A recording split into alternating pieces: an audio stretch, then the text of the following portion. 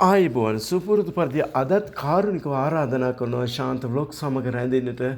අද විශේෂිත වූ වැඩසටහන් ලෙස සිංගප්පූරු රට ගැන කතා කරනවා. ඉතා සිත් ගන්නා සුළු පින්තූර සහිතව ඔබට මෙම වැඩසටහන් නැරඹිය හැකි කොටස් වශයෙන්. ඔව් එහෙනම් අපි පටන් ගනිමු. සිංගප්පූරුව කියන්නේ දකුණු ආසියාවේ පිහිටි කුඩා දූපත් රාජ්‍යයක්. එය මැලේසියාවට දකුණින් පිහිටලා තිබෙන්නේ. භූමි ප්‍රමාණයෙන් කුඩා වුවත් ආර්ථිකෙන් තාක්ෂණය සහ සංවර්ධනයේ ලෝකයේ ඉහළම රටවල් අතර එකක්. මෙම රටේ ඉතිහාසය 1819 දී සර් ස්ටැන්ෆෝඩ් රැෆල්ස් විසින් සිංගප්පූරු වරාය නගරයක් ලෙස ආරම්භ කළා. පසුව බ්‍රිතාන්‍යයන්ගේ අධිරාජ්‍යයට යටත් වුණා. 1963 දී මැලේසියාවට එක් වුණා. 1965 දී ස්වාධීන රටක් ලෙස වෙනම රටක් වෙලා ඉදිරියට ආවා. ස්වාධීන වුණාට පස්සේ ලී කුවන් යුන් ප්‍රධාන අමාත්‍යවරයාගේ නායකත්වයෙන් ඉතා වේගයෙන් සංවර්ධනය වුණා. මෙහි ජනගහනය සහ භාෂාව සිංගප්පූරු ජනගහනය මිලියන 5ක් පමණ වෙනවා. මෙහි බහු ජාතික බහු ආගමික රටක්. ප්‍රධාන ජන කොටස් වශයෙන් චීන, මැලේ, ඉන්දියානු නිල භාෂා 4ක් තිබෙනවා. ඉංග්‍රීසි, මැලේ භාෂාව, චීන භාෂාව, තමිල් භාෂාව.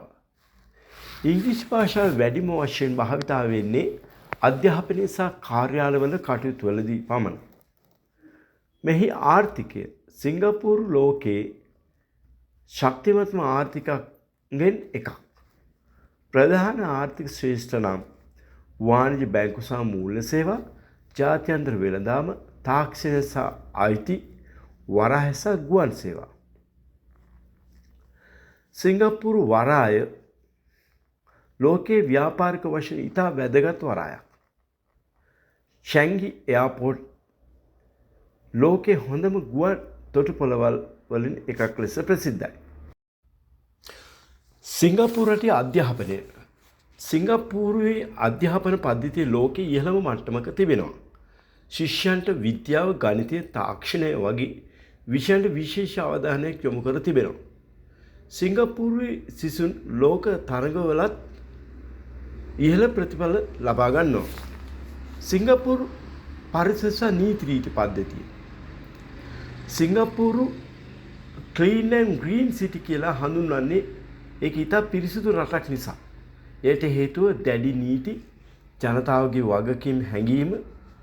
උදාහරණයක් ලෙස පොදු ස්ථානවල කුණු දාන එකට දඩ, චුයින්ගම් විකිණීමත් සීමා කරලා තියෙනවා. මෙම නීති නිසා රට සුරක්ෂිත සහ පිළිවෙලට තිබෙනවා.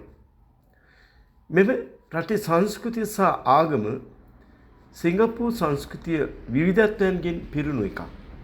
බුද්ධ ආගම, ඉස්ලාම් ධර්මය, හින්දු ධර්මය, ක්‍රිස්තියානි වැනි ආගම් සියල්ලම සාමයෙන් ජීවත් වෙනවා. උත්සව චයිනීස් නිව් ඉයර්, දීපවාලි, හරි රායා, ක්‍රිස්මස් මෙවැනි උත්සව සියල්ලම ජාතික මට්ටමින් සමරනවා. ප්‍රසිද්ධ ස්ථාන සිංගප්පූරු ගියාම දැකිය හැකි ස්ථාන කීපයක් තියෙනවා. එකක් තමයි මැරීනා බේ සෑන්ඩ්ස්, මර්ලියන් පාර්ක්, ගාඩන්ස් බයි ද බේ, සෙන්තෝසා අයිලන්ඩ්. මෙම ස්ථාන රටේ සංචාරක ආකර්ෂණය වැඩි කර තිබෙනවා. සිංගප්පූරුවේ පරිසරය ගැන තවදුරටත් විග්‍රහ කරොත් සිංගප්පූරුවේ පරිසර සංරක්ෂණ පිළිබඳ ලෝකෙටම උදාහරණයක් වන රටක් ලෙස හඳුන්වන්න පුළුවන්. ජනගහනය ඉතා වැඩි වුවත් ස්වභාවික පරිසර ආරක්ෂා කර ගැනීමට සිංගප්පූරු විශාල අවධානය යොමු කර තිබෙනවා. ඒ නිසාම සිංගප්පූරුව ගාඩන් සිටි ලෙසද හඳුන්වනවා. සිංගප්පූරුවේ හරිත පරිසරය ගැන කතා කළොත් නගරය පුරාම ගස්, උද්‍යාන සහ පාක් විශාල ප්‍රමාණයකින් අපට දැක ගන්නට පුළුවන්. උස මහල් ගොඩනැගිලි අතරත් ගස් සහ වල් පැලෑටි වගා කර තිබෙනවා අපට දැක ගන්නට පුළුවන්. ගාඩන් බයි ද බේ වැනි ස්ථාන ලෝකයේ පුරාම ප්‍රසිද්ධ වෙලා තියෙන්නේ නව තාක්ෂණය සහ ස්වභාවික පරිසරය එකට සම්බන්ධ කළ හොඳම උදාහරණයක් ලෙස. සිංගප්පූරු පිරිසුදු පරිසරය ගැන කතා කිරීම ඉතා වැදගත්. සිංගප්පූරු ලෝකයේ ඉතාම පිරිසුදු රටවල් අතර එකක් ලෙස සැලකෙනවා. පාරවල්, උද්‍යාන, බස් නැවතුම් පොළව සෑම තැනකම පිරිසුදු බව දැකගත හැකියි. මේට හේතුව ප්‍රධාන වන්නේ දැඩි නීති රීති සහ ජනතාවගේ වගකීම් සහගත හැසිරීම. කුණු වැටීම, වාතය දූෂණය කිරීම වැනි දේවල් වලට දැඩි දඩ මුදලක් සහ නීති ක්‍රියාත්මක වෙනවා. කුණු කළමනාකරණය සහ නැවත භාවිත සිංගප්පූරු පරිසර ආරක්ෂාවේ වැදගත් කොටසක්. කුණු වෙන් කර එකතු කිරීම, නැවත භාවිතා කළ හැකි දේවල් ප්‍රතිචක්‍රීයකරණය කිරීම සිංගප්පූරුව දෛනික ජීවිතයේ සාමාන්‍ය දෙයක් වෙලා තිබෙනවා. ඉඩකඩ අඩු රටක් වීම නිසා කුණු නිසි ලෙස කළමනාකරණය කිරීම ඔවුන්ට අත්‍යවශ්‍ය වෙනවා. තවත් වැදගත් කරුණක් වන්නේ ජල සංරක්ෂණය. සිංගප්පූරුවට ස්වභාවික ජල සම්පත් අඩු වීම නිසා වැසි ජලය එකතු කිරීම, ජලය නැවත පිරිසිදු කර භාවිතා කිරීම වැනි ක්‍රම භාවිතා කරනවා. මෙය පරිසරයට මෙන්ම අනාගත පරපුරටත් ඉතා වැදගත් පියවරක්. සිංගප්පූරුව අපට කියා දෙන්නේ එක වැදගත් පාඩමක්. ඒ කියන්නේ රටක් කුඩා වුවත්, සම්පත් සීමිතවත්, නිවැරදි සැලසුම් සහ ජනතාවගේ සහාය තිබේ නම් පරිසරය ආරක්ෂා කරගත හැකි බවයි. අපේ රටටත් සිංගප්පූරුවෙන් ඉගෙන ගන්න බොහෝ දේවල් තිබෙනවා. මීළඟට මම කතා කරන්න බලාපොරොත්තු වෙන්නේ ශ්‍රී ලංකාව දේශපාලන පද්ධතියත් සිංගප්පූරුව දේශපාලනයත් අතර ඇති සමානතා හා වෙනස්කම් මොනවද කියලා.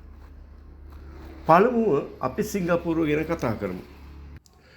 සිංගප්පූරුව කුඩා රටක් වත් ඉතා ශක්තිමත් හා ස්ථාවර දේශපාලන පද්ධතියක් ඇති රටක් ලෙස ලෝකයටම පෙනෙනවා.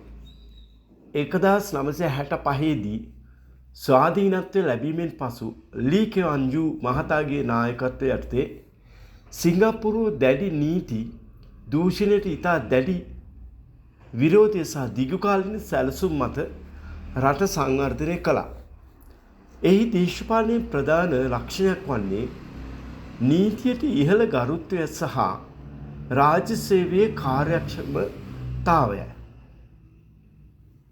ජනතාවට වඩාත්ම වැදගත් වන්නේ ආර්ථික ස්ථාවරත්වය, රැකියා අවස්ථා සහ ජීවන මට්ටමයි. දැන් අපි ශ්‍රී ලංකාව ගැන බලමු. ශ්‍රී ලංකාවට දිගු දේශපාලන ඉතිහාසයක් තිබෙනවා. අපට බහු පක්ෂකමයක්, නිදහස් මැතිවරණ සහ ප්‍රජාතන්ත්‍රවාදී අයිතිවාසිකම් තිබෙනවා.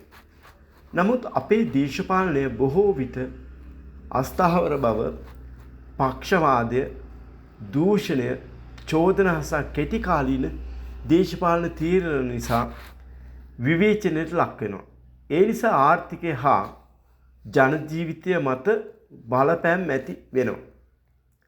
සිංගප්පූරුව හා ශ්‍රී ලංකාව සසඳද්දී ප්‍රධාන වෙනසක් වන්නේ නායකත්වයේ ස්ථාවර භාවයයි. සිංගප්පූරුවේ නායකයන් දීර්ඝකාලීන දර්ශනයක් සමග තීරණ ගන්න අතර ශ්‍රී ලංකාවේ දේශපාලනය බොහෝ විට කාලින් කාලට වෙනස් වන ප්‍රතිපත්ති වලින් පිරීලා තිබෙනවා. ඒත් ශ්‍රී ලංකාවටත් විශාල වාසි තිබෙනවා. අපේ ප්‍රජාතන්ත්‍රවාදී නිදහස, විවිධ අදහස් ප්‍රකාශ කිරීමේ හැකියාව සහ ජනතා සහභාගීත්වය ඉතා වැදගත්. උසස් මට්ටමේ තිබෙනවා. සිංගප්පූරුවෙන් අපට ඉගෙන ගන්න පුළුවන් බොහෝ දේවල් තිබෙනවා. විනය, නීතියට ගරු කිරීම සහ දූෂණයට තිත තැබීම.